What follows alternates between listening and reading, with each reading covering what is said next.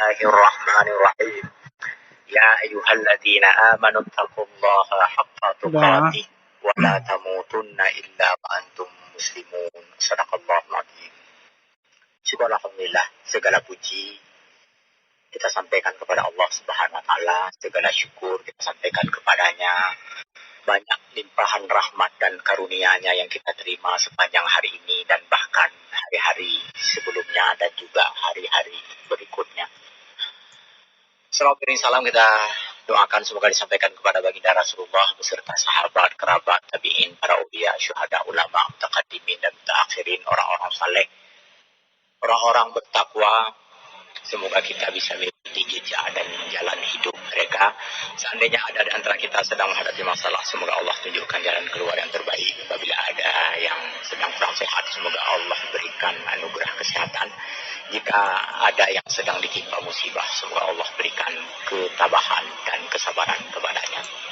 Setelah itu, mari sejenak kita manfaatkan waktu-waktu terbaik yang kita miliki untuk senantiasa memohon kepada Allah agar Allah melindungi kita semuanya dari berbagai macam wabah dan musibah, dari berbagai macam bencana dan kesulitan. Pandemi yang masih berlangsung di negeri kita, bahkan di kota kita ini, semoga Allah jauhkan dari kita sejauh-jauhnya. Seandainya ini konspirasi, semoga Allah lindungi kita juga dari berbagai konspirasi. Dan seandainya kita ikut terlibat di dalam konspirasi, semoga kita segera bertobat untuk meninggalkan pekerjaan yang terkutuk itu, karena bisa menimbulkan kecemasan dan ketakutan banyak orang.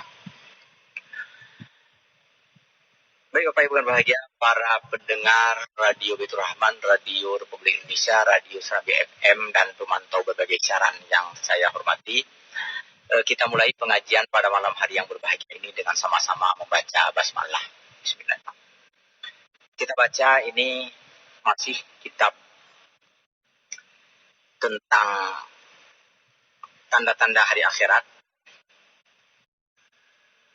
tanda-tanda kiamat, nomor urutan yang ke-12. Syuyu'ul amani warraha, berkembangnya atau tersebarnya keamanan dan kebahagiaan, kenyamanan, ketenangan dan kenyamanan sebagai salah satu tanda kiamat. Jadi maksudnya begini, sebelumnya kita sudah sepakat bahwa kiamat ini kan bukan sesuatu yang dapat dinalar, bukan sesuatu yang dapat dikaji dan diteliti, tetapi sesuatu yang kita terima berdasarkan dalil-dalil naqli. Ada penjelasan dari Allah dan Rasul-Nya. Satu di antara penjelasan tersebut adalah bahwa di antara tanda kiamat adalah ketika tersebarnya keamanan, ketentraman, dan kenyamanan. Begini penjelasannya. Asyal muslimuna zamanan fi Makkah wal Madinah wa hum ma baina qitalil a'da'i wa taraqqaba li hurubin wa ma'arikin. Orang-orang Arab yang tinggal di Mekah dan di Madinah itu senantiasa berhadapan dengan peperangan. Orang Mekah, orang Madinah sepanjang sejarahnya itu ada saja peluang-peluang atau perang-perang. Wa taraqqaba li hurubi, dan selalu mengintai, menyebarkan mata-mata, menyebarkan intelijen, diserang enggak ini kita, bagaimana, aman enggak? Selalu hidup dalam keadaan yang tidak aman seperti itu. Begitu sepanjang sejarah Mekah dan Madinah. Ada perang, nanti berhenti sebentar, ada perang lagi gitu. Fa akhbaran nabiyyu innahu ma'a taqaddumis sinin, lalu Rasulullah memberitahukan kepada mereka seiring dengan pergantian tahun setelah berkembangnya Islam di wilayah itu, waqtirabus saati sayaksurul amnu wa ya'ummur raha, seiring dengan bergantinya waktu dari masa ke masa hingga menjelang kiamat nanti akan terasa begitu tenang dan begitu tentram hidup di Mekah dan di Madinah. Kata Rasulullah begitu. Sebelum-sebelumnya banyak perang, banyak pertikaian, bahkan antara orang-orang Islam sendiri. Lalu kemudian Rasulullah mengabarkan nanti sebelum kiamat akan tenang, akan nyaman, akan bahagia, begitu kata pengarang kitab ini, Al-Arifi. Berdasarkan sabda Rasulullah sallallahu alaihi wasallam, hal ini Rasulullah bersabda begini, la taqumus sa'atu hatta ta'uda ardul arabi marwujan wa anhara. Kiamat tidak akan terjadi hingga tanah Arab itu subur kembali dan memiliki sungai-sungai. Artinya tanahnya menjadi tanah yang makmur. Belum selesai, masih ada.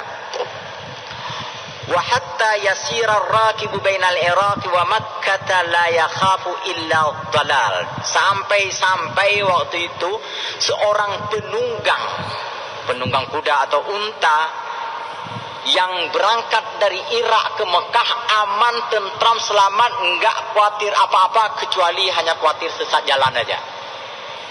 Enggak ada yang ganggu. Kenapa? Karena aman. Nah, itu maksudnya. Kata Rasulullah nih.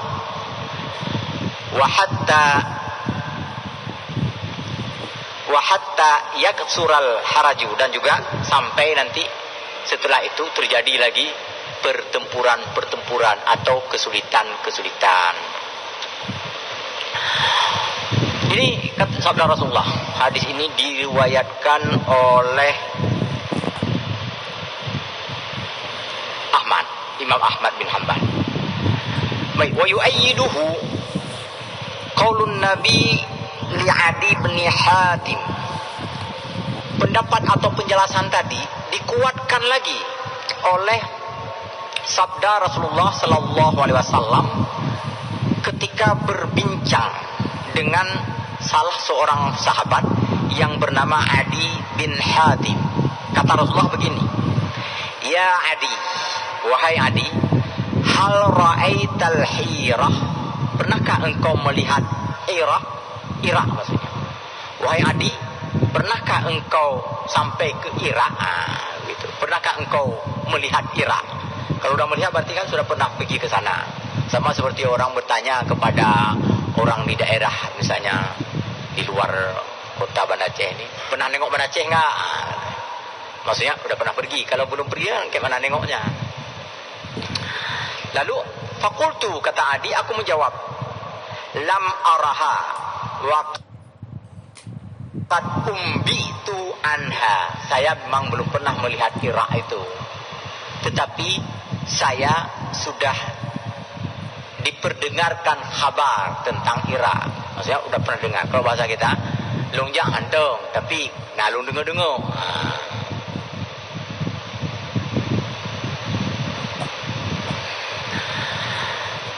Qala fa in talat bika hayatun la tarayinna dha'inah. Seandainya engkau hidup lama,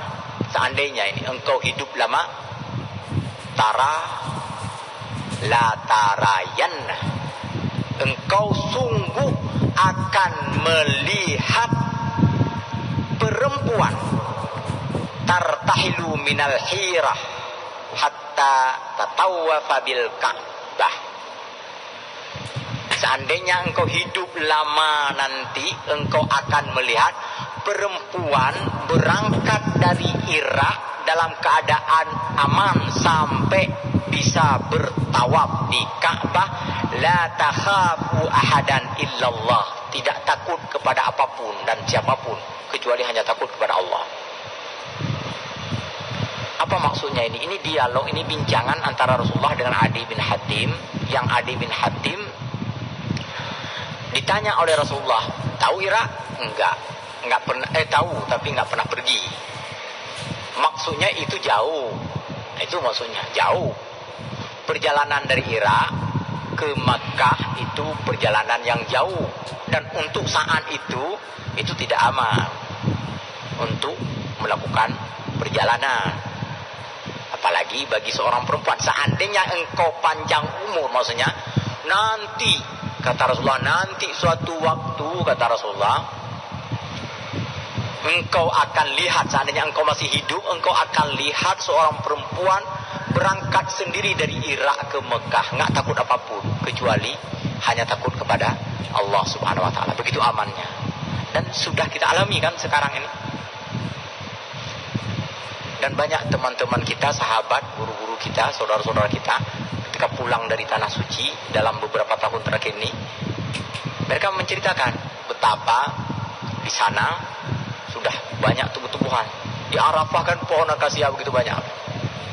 Di Mina, di Muzdalifah, di beberapa tempat kan sudah ditanam bunga-bunga, apalagi di sekitar Madinah, Mekah tuh di tengah-tengah kota kan udah banyak sekali pohon bertumbuhan, sudah makmur kembali. Kemudian juga sudah aman, nggak ada rasa takut lagi untuk bepergian.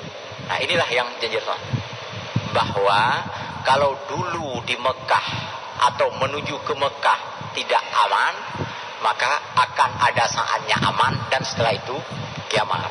Aman dan nyaman itu sebagai salah satu di antara tanda kiamat. Kata makhluk itu maknanya enggak, maksudnya itulah janji Allah dan Rasulnya. Dari situ kita ketahui, bagi orang yang belajar seperti kita, dengan melihat aman itu, kita tidak hanya melompat dalam gelap, tetapi juga bersiap-siap.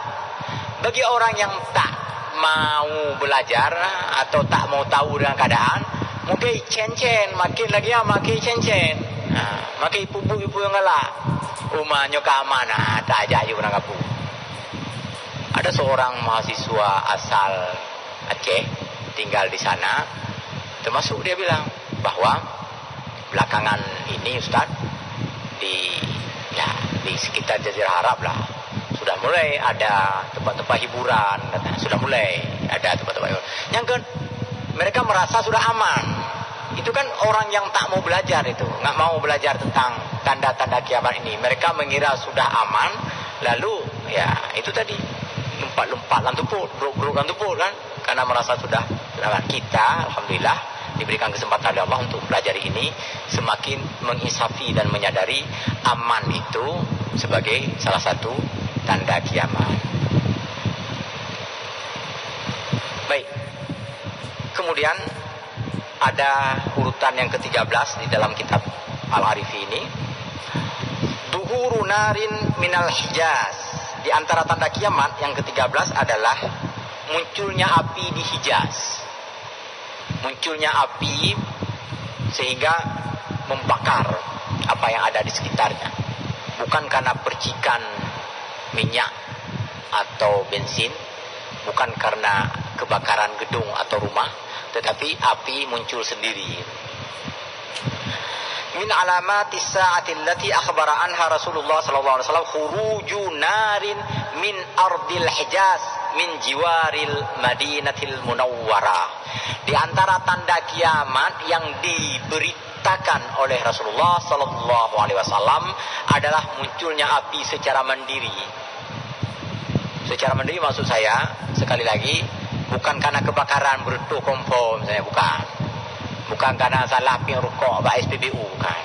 Memang muncul sendiri di sebuah tempat di permukaan bumi di negeri Hijaz. Hijaz itu Mekah, Madinah.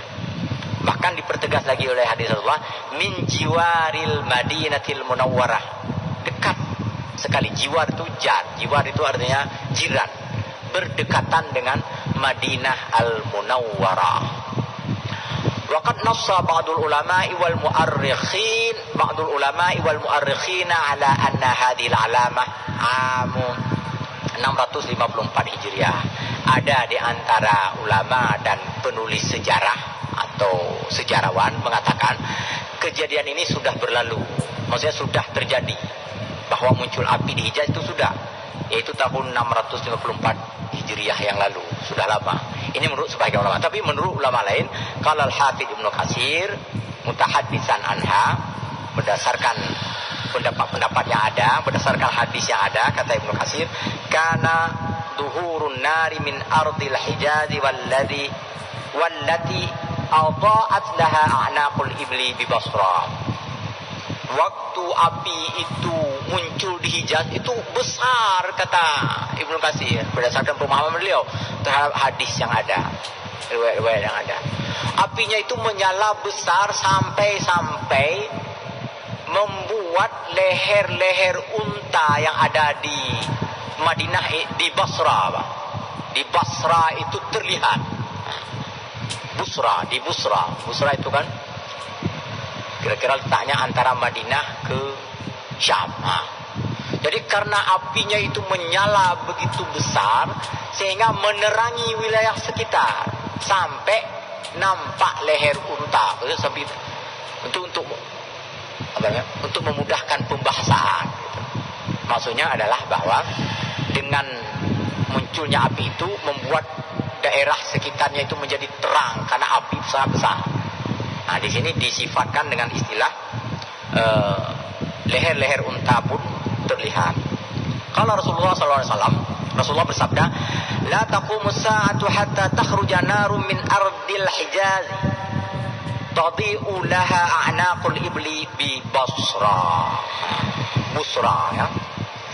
Tidak akan terjadi hari kiamat, tidak akan terjadi kiamat sebelum keluarnya atau munculnya api di negeri Hijaz. Yang api itu menyala sehingga menerangi tengkuk kuduknya unta di Busra. Begitu besar menyala api tersebut. Baik, Ibnu Katsir tidak mengatakan di sini bahwa apakah ini sudah terjadi atau belum terjadi. Intinya inilah pengkhabaran atau pemberitaan dari Rasulullah. Di antara tanda kiamat yang ke-13 adalah munculnya api di Hijaz. Apakah sudah terjadi atau belum terjadi, ini memang diperdebatkan, atau katakanlah sekurang-kurangnya ada perbedaan pendapat di kalangan para ulama.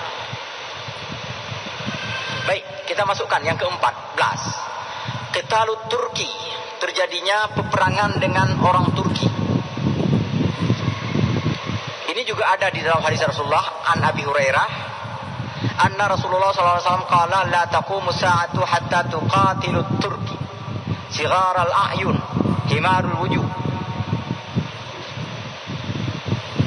ka'anna wujuhahum al-mijan al-muttarriqah wa la taqumu sa'atu hatta tuqatilu qauman ni'aluhumus syi'ru.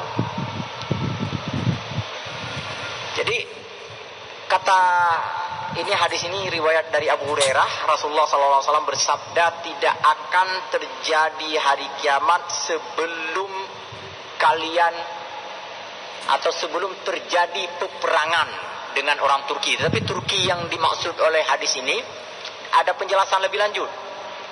Mereka bermata cipit, kuning kulitnya, kan sigharul a'yun, mata mereka cipit. Kemudian kuning kulitnya, kulit mereka berwarna kuning. Nah, ini ka'anna wujuhahum al-mijan, seakan-akan wajah mereka itu seperti apa itu? Ya, kuning gitu, berwarna kuning. Ini juga menjadi salah satu tanda terjadinya kiamat.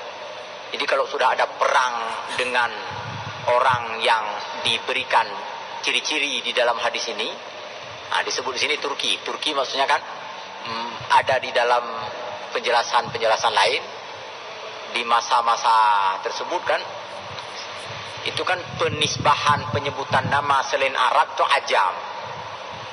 Kemudian ketika ada penjelasan mahwal ajam kat Turki wal barbari kan gitu. Di antara contoh ajam itu adalah selain Arab. Apa contoh selain Arab? Apa bangsa selain Arab? Disebut bangsa ajam. Apa itu bangsa ajam? Kat Turki wal barbari, seperti orang Turki dan orang barbar. Nah, oleh karena itu tidak mesti kita pahami sebagai Turki dalam pengertian negara Turki sekarang. Nah, itu maksudnya adalah bahwa kita bisa memahami dari sifat-sifat atau ciri-ciri yang disebutkan di dalam hadis ini. Ini memang tidak panjang penjelasannya. Kita masuk kepada nomor ke-15. Duhuru rijali dulmatin yadribuna an-nasa bisyaq. Di antara tanda kiamat selanjutnya adalah munculnya orang-orang yang melakukan kezaliman. Penguasa yang zalim, yang mereka memukul masyarakat, memukul orang-orang lain dengan cemeti, dengan cambuk, ya. Wa min alamati sa'ati allati akhbara biha nabiyyuna al-karim, di antara tanda-tanda hari kiamat yang diberitakan oleh Rasulullah sallallahu alaihi wasallam adalah awanul hukamid dzulmah, munculnya para penguasa-penguasa yang zalim, alladzina yajliduna an-nasa bis-siyati allati tusbihu aznabal baqari. Mereka memegang cambuk yang mirip ekor sapi, lalu mencambuk rakyat kecil yang kira-kira tidak mematuhi mereka, atau menurut mereka tidak patuh kepada perintah-perintah mereka. Cambuk itu mirip dengan ekor sapi, kata pengarang kitab ini. Wa an Abi Umamah, berdasarkan riwayat dari Abi Umamah radhiyallahu anhu, anna Rasulullah sallallahu alaihi wasallam qala yakunu akhiruz zaman rijalun ma'hum siyatu ka'adnabil baqari yaghduna fi sukhtillahi wa yaruhuna fi ghadbihi. Di akhir zaman nanti, kata Rasulullah, akan muncul pemimpin-pemimpin yang memiliki cemeti, cambuk, nacinut, yang cambuknya seperti ekor sapi. Mereka keluar di pagi hari dalam keadaan mendapatkan kemurkaan Allah, sukhtillah. Apa yang maksud kemurkaan Allah? Mereka keluar dalam keadaan tidak menyenangkan orang, dalam keadaan menciptakan kezaliman sehingga Allah murka kepada mereka. Lalu kembali lagi ke tempat kediaman mereka juga masih dalam keadaan kemurkaan Allah. Maksud kemurkaan Allah, sekali lagi, mereka melaksanakan kegiatan setiap hari atau menjalankan tugas selaku pemimpin setiap hari dalam keadaan murka Allah, dalam keadaan menimbulkan kesengsaraan terhadap rakyatnya. Ini memang banyak penjelasan, tapi sengaja tidak saya baca di sini. Ada penjelasan-penjelasan tentang apa yang dimaksud dengan cemeti itu. Apakah cemeti dalam makna lahiriah atau cemeti dalam pengertian majazi, yang intinya ketika ada pemimpin yang menyiksa rakyatnya, berarti ia memulai harinya, dia memulai kehidupan paginya dengan memperoleh kemurkaan Allah. Sampai akhir sorenya pun, akhir hari itu sampai sore, sampai malam pun, dia terus menerus mendapatkan kemurkaan Allah. Artinya hanapri dari bengah sampai suput, suruh suntuk, berada dalam keadaan melakukan kesengsaraan atau menimbulkan kesengsaraan terhadap rakyatnya. Ini tanda kiamat sebagai salah satu tanda kiamat. Dalam riwayat lain kalimatnya sama, isinya sama, kalimatnya saja yang sedikit berbeda.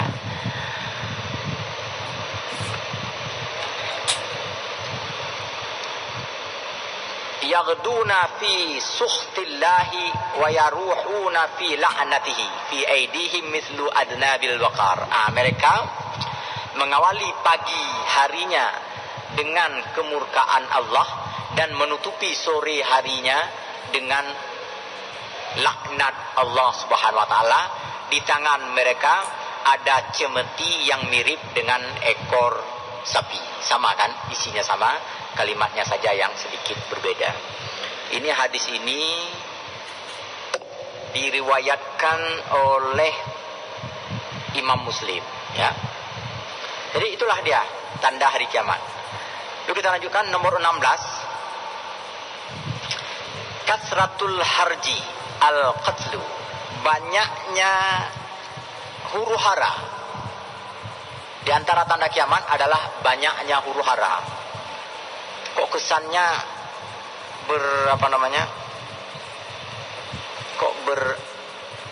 bertentangan nih, tadi aman, nyaman. Sekarang kok udah banyak huru hara. Maksudnya begitulah keadaan silih berganti dalam waktu yang sangat cepat. Aman. Ketika aman semuanya tenang, lalu nanti hatta al-haraj, kan kata Rasulullah, nanti datang peperangan dan huru hara.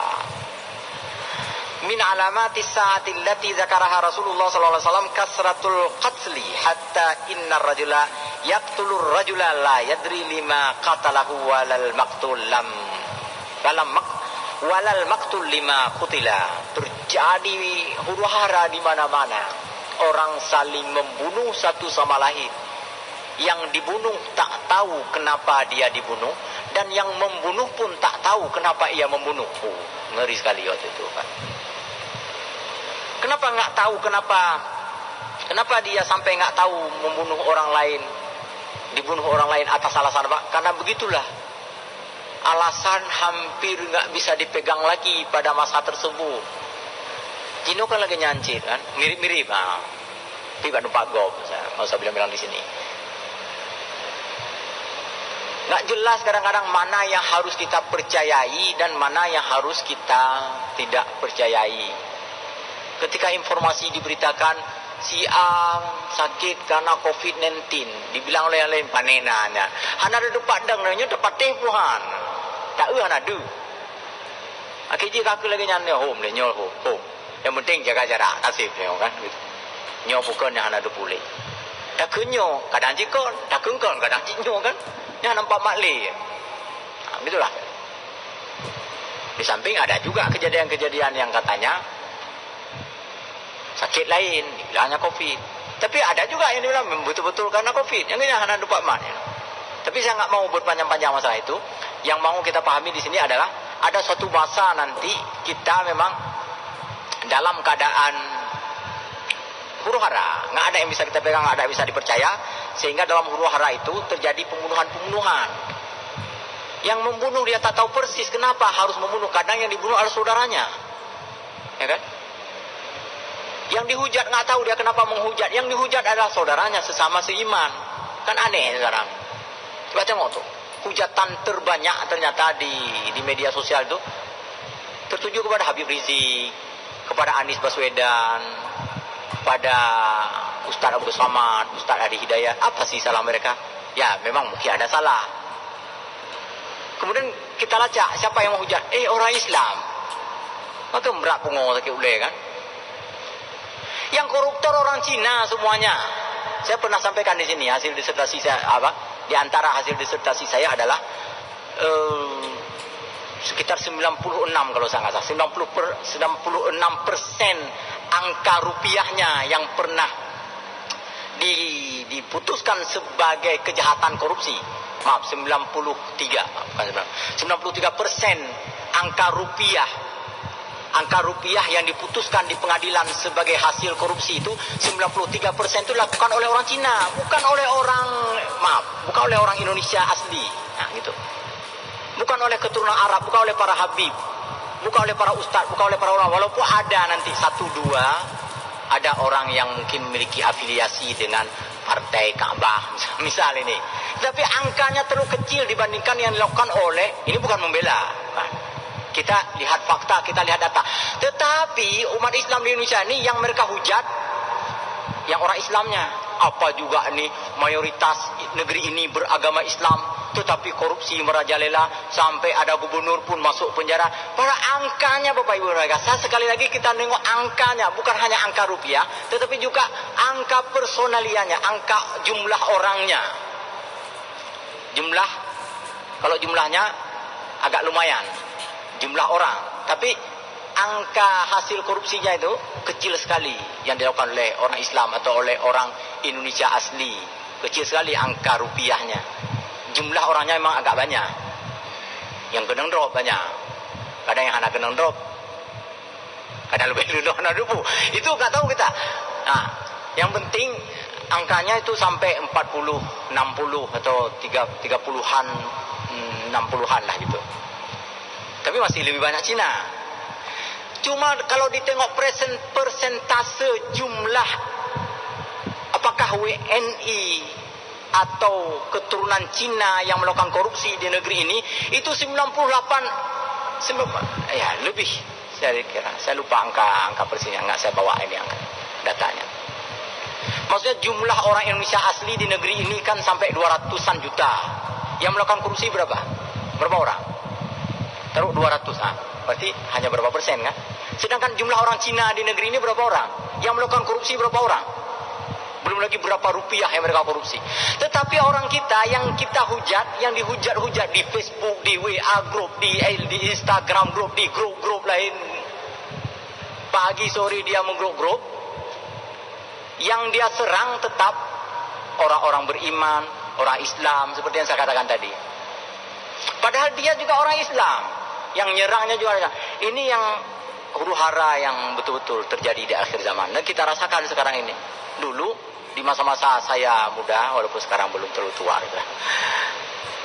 Saya membaca beberapa majalah yang diterbitkan oleh organisasi-organisasi Islam kentara di Indonesia. Seperti Panji Masyarakat, misalnya diterbitkan oleh putra-putri Buya Hamka. Juga Sabili diterbitkan oleh beberapa teman-teman terafiliasi ke ke lembaga-lembaga dakwah lah, media dakwah juga. Apa yang dikatakan di dalam majalah itu? Perang urat saraf, Ghazwul Fikri. Nggak ngerti saya apa itu perang urat saraf. Lama nggak ngerti. Dalam ketidakmengertian itu, waktu berganti, masa bertukar, masuklah ke masa kini. Sekarang betul-betul nyata, betul-betul terjadi perang urat saraf tersebut.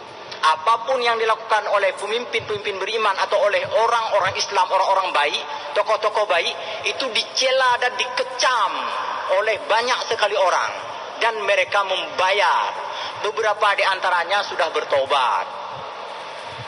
Ada satu orang, kebetulan tinggal tidak jauh dari sini, tapi nggak boleh juga saya ceritakan, karena saya sudah berjanji sama dia, nggak saya ceritakan pada orang. Kenang DM, maaf Bapak Ibu. Setelah dia banyak mencela-cela Habib Rizik, mencela Anies Baswedan, kenang DM, karena mati. Lalu dia tanya ke saya, apakah Allah mengampuni dosa saya, katanya. Hana lu mudaka, damu lu mudaka kajrai. Hana lu mudaka, sengaja hana lu mudaka. Insya Allah akan diampuni. Bagaimana cara Allah mengampuni? Minta maaf dulu kan?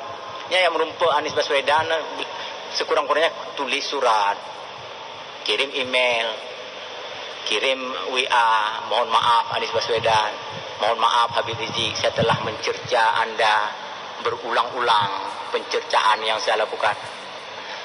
Ada juga saya sampaikan itu. Mak nggak berani, saya takut ditangkap oleh FPI. Berani ke aku? Dah mati gitu. Ada juga orang kena mati kan. Anjir bukan menanggau. Makanya Bapak Ibu berbahagia, sekali lagi Al-Haraj. Saya baca aja ini sekali lagi biar tendu. An Abi Hurairah radhiyallahu anhu anna Rasulullah sallallahu alaihi wasallam qala walladhi nafsi biyadihi la tadhhabu dunya hatta ya'tiya yaumul la yadri al-qatil fi ma qatala wala al-maqtul fi ma qutila. Ini Rasulullah dari Abi Hurairah, semoga Allah meridainya, Rasulullah SAW bersabda, demi jiwaku di tangannya, demi yang jiwaku di tangannya. Apa maksudnya demi yang jiwaku? Demi Allah, yang jiwaku di tangannya kan Allah, di tangan Allah. La tadhhabu dunya hatta ya'tiya yaumun la yadri al-qatil fi ma qatala. Tidak akan hilang dunia ini, maksudnya tidak akan hancur dunia ini, tidak akan terjadi kiamat. Hatta ya'tiya yaumun, sehingga sampai pada suatu masa di mana pada masa tersebut seorang pembunuh tidak tahu mengapa ia membunuh orang. Walal maqtul fi ma qutila, dan seorang yang dibunuh juga nggak tahu dia atas dasar apa dia dibunuh. Terjadi pembunuhan. Yang membunuh dia nggak tahu atas dasar apa si terbunuh ini dia bunuh. Kenapa? Karena mungkin afiliasi politiknya, karena mungkin organisasi dia, atau terjadi pemutusan mata rantai. Ada seseorang dulu menceritakan kepada saya, karena dia pernah sekolah jauh-jauh kali dan banyak sekali sekolahnya. Katanya jangan bilang-bilang sama orang ya. Maksudnya jangan bilang-bilang dari dia sumbernya. Di dalam dunia tertentu dia bilang, menurut dia, dan dia pernah memasuki sebahagian di pinggiran-pinggirannya saja, itu orang seperti mata rantai satu sama lain, atau seperti tingkatan-tingkatan 1 sampai 10 misalnya tingkatannya. Itu orang yang berada pada tingkatan pertama itu hanya mengenal orang yang berada pada tingkatan kedua. Dia hanya kenal dengan orang pada tingkatan kedua. Ibarat mata rantai yang bertemu hanya yang berdekatan. Antara orang pertama dengan orang ketiga itu dia nggak kenal. Apalagi 4, apalagi 5, apalagi 10. Gitu. Makanya ketika dia bergerak, ketika dia berbicara, ketika dia melakukan apapun, dia lakukan apapun sesuai dengan keinginan-keinginan orang yang dekat dengannya. Orang kedua, kan tadi tingkat kedua. Boleh jadi bertentangan dengan keinginan orang yang pada tingkat ketiga, tetapi dia nggak tahu. Seandainya hampir-hampir terbongkar, maka dilakukanlah pemutusan mata rantai. Bapak Ibu mungkin pernah mendengar atau membaca berita-berita kriminal di negeri ini. Ada orang tiba-tiba terbunuh dalam kasus misalnya penjualan narkoba. Nah, kenapa bisa terbunuh orang tertentu? Itulah untuk memutuskan mata rantai demi melindungi entah majikannya, entah bosnya di atas, diputuskan mata rantai di sini, di tengah ini. Ini kata teman saya. Boleh jadi ya, boleh jadi tidak. Anak tak virus je pun. Tetapi intinya begitu. Dengan mempercayai dia, maksudnya dengan menyimak cerita dari dia ini, kita perlu kewaspadaan, perlu hati-hati. Baik grup du, grup ngang, grup canggung, grup du, grup meruah. Dah grup kan. Orang ngomong kita ikut ngomong. Wahabi, Wahabi. Kita Wahabi, je lepuh. Dengan tak Wahabi, kadang-kadang adik dro ke karo tecang. Gara-gara cuma beda ijak hong. Gara-gara beda amat dungkat. Kabeh dah tumpuh oleh kita yang mandu. Padahal entah siapa yang berkepentingan dengan keadaan tersebut. Itu dalam soal itu.